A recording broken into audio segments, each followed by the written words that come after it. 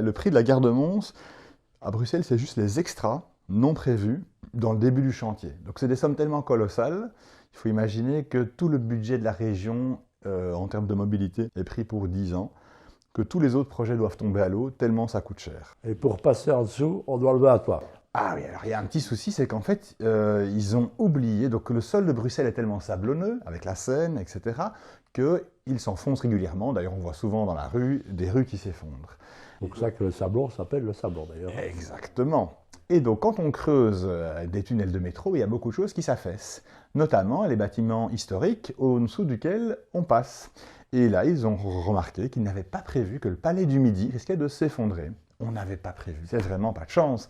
Et donc les entreprises, en fait, face au surcoût, refusent de continuer le travail.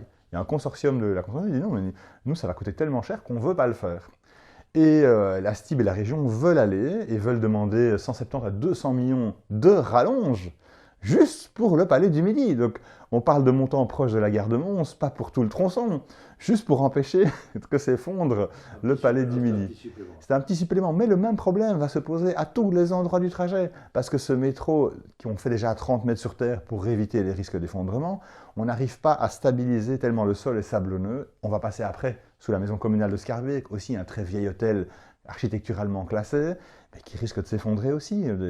Donc en fait, on a un projet de nouveau où c'est de l'incompétence, mais totale. On a voulu faire un gros mammouth pour dire on fait une ligne de métro, mais ce projet n'est pas du tout viable. Donc on en est déjà à 1,2 milliard de budgété, d'engagé. On parle déjà de 2,6 milliards pour cette année, et on ne sait jamais où ça s'arrêtera. Donc vous voyez, ça c'est juste pour une ligne. Il faut rappeler que de la gare du Nord, ce qu'on va faire, c'est simplement un tram, le tram 55, qu'on veut mettre en souterrain.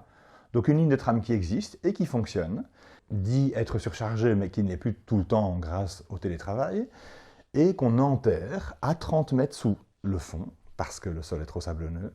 Mais à côté du trajet, il y a déjà une ligne de la SNCB, une ligne de train.